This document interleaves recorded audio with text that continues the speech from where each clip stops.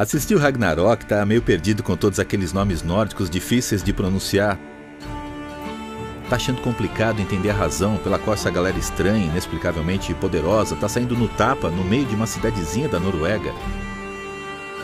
Espero que você goste de mitologia nórdica, porque nós temos muito assunto para botar em dia.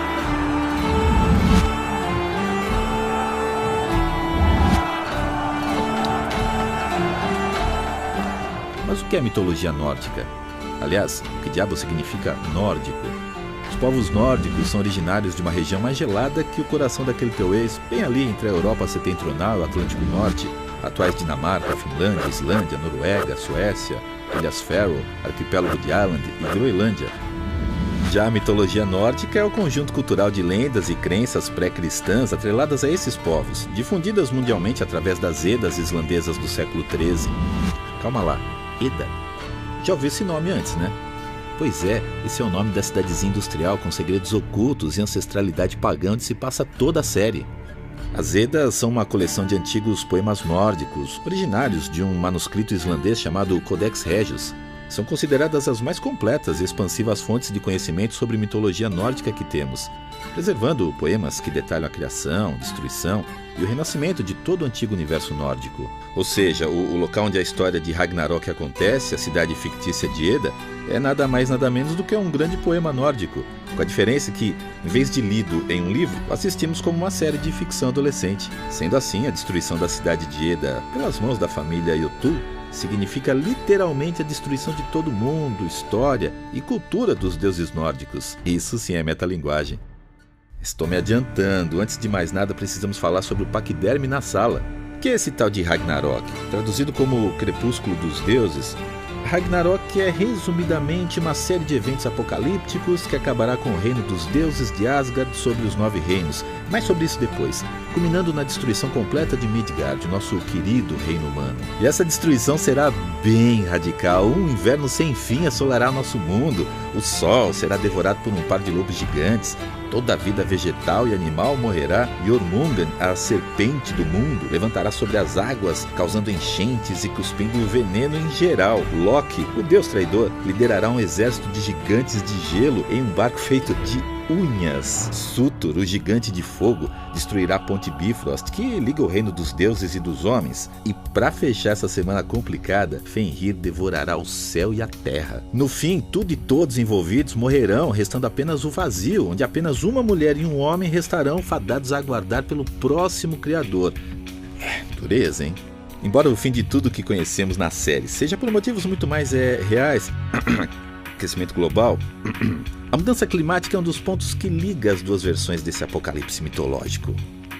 Mas a série toma algumas, digamos, liberdades poéticas, já que ela corta boa parte dos fatores e personagens responsáveis por desencadear o fim, colocando a família Jotun como principal antagonista e causadora do Ragnarok. E quem são esses tais Jotun? Pode não parecer, mas Jotun é o nome dado a todos os gigantes comuns e das montanhas. Eu sei que você está pensando, mas nem todos os Jotun são bem gigantes. Inclusive, não só eles não têm um tamanho definido, como muitos deles se passariam tranquilamente como humanos normais. Os Jotun são habitantes do reino dos gigantes, conhecido como Jotunheim. Não, Jotunheim não é só uma mansão descolada na Noruega, mas sim o mundo inteiro.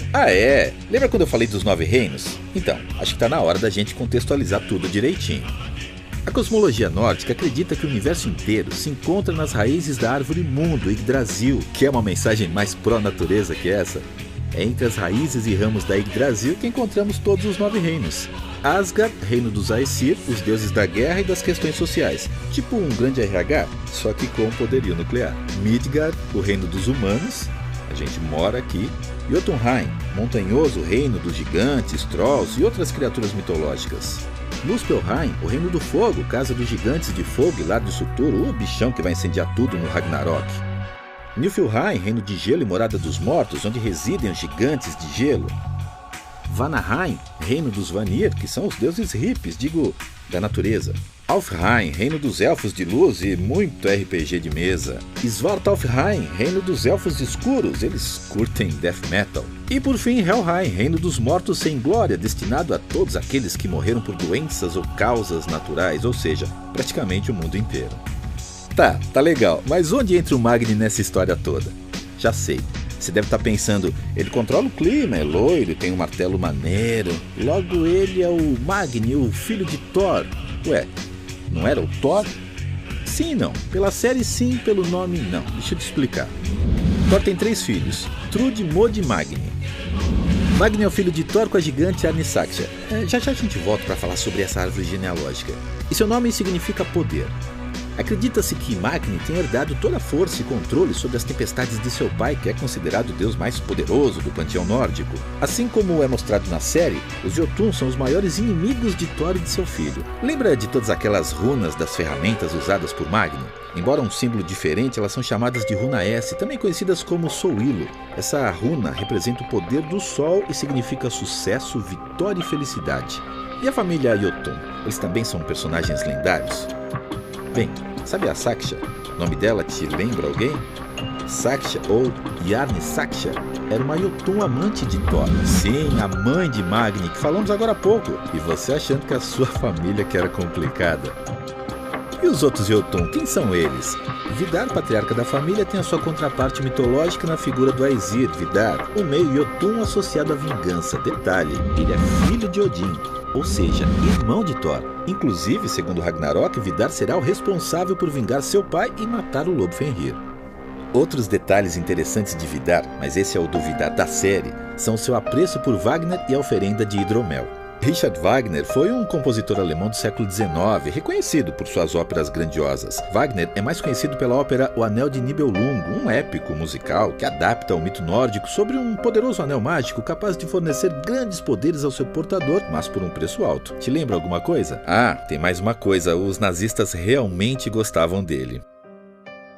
Já o hidromel é uma bebida alcoólica fermentada à base de mel e água, considerada a primeira bebida fermentada da história. Na mitologia nórdica, o hidromel representa o pacto de paz feito entre os Aesir e os Vanir. Ran, a matriarca da família, é uma Jotun poderosa, deusa do mar e professora de inglês nas horas vagas. Já Fjord, bem, ele não tem uma contraparte mitológica exata. O nome que mais se aproxima pode ser tanto uma referência a Fjordin, a Jotun mais conhecida por ser a mãe de Thor, ou Fjordin, o pai da deusa Frigg. Tem mais uma coisinha. Lembra daquele cachorro fofo do Vidar, o Thrym? Bem, adivinha só, ele também é um gigante. Thrym, cujo nome pode ser traduzido como tumulto, alvoroço, era o rei dos Jotun e senhor de Jotunheim. Um de seus feitos mais notáveis foi o roubo de Mjolnir, o lendário martelo de Thor. Porém, essa ousadia custou bem caro para Thrym, que não só foi morto pela ira de Thor, como também teve a sua irmã e todos os presentes na recepção do seu casamento executados pelo deus do trovão. Cruel, hein? E Odin, onde está o rei dos Aesir nisso tudo? Ora, bem na nossa cara, desde o primeiro episódio, o nome desse senhor de tapa-olho e cadeira de rodas é Wotan, que é o nome germânico de Odin. Pai de todos, o Senhor Supremo de Asgard, Deus da sabedoria, magia, poesia e guerra. Agora, o que faz o mais sábio dos deuses em uma situação tão precária? Apenas o tempo dirá.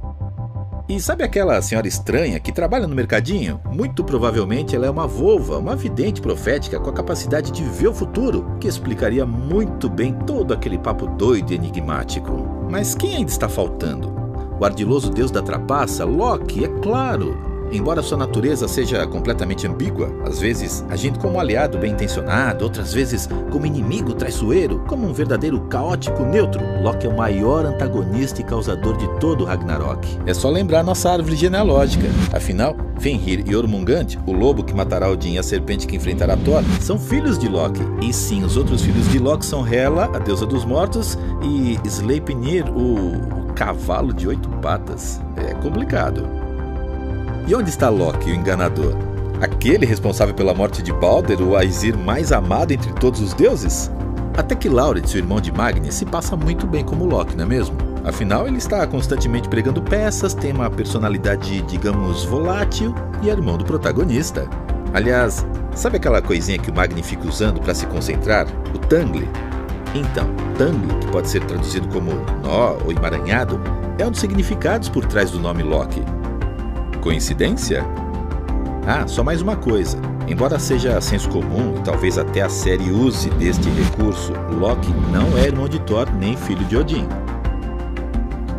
Na realidade, o deus das travessuras, que é de origem Jotun, é visto muito mais como um tipo de irmão de Odin. E agora, para onde será que a série irá? Após o confronto entre Magni e Vidar, muitas questões pairam no ar. Será que o Ragnarok, como conhecemos, ainda irá acontecer? Ou será que ele na realidade já aconteceu e esses são os deuses sobreviventes ou renascidos vagando perdidos por Midgard? Isso explicaria o domínio dos Jotun sobre o reino humano. Bem, mas isso só o tempo dirá.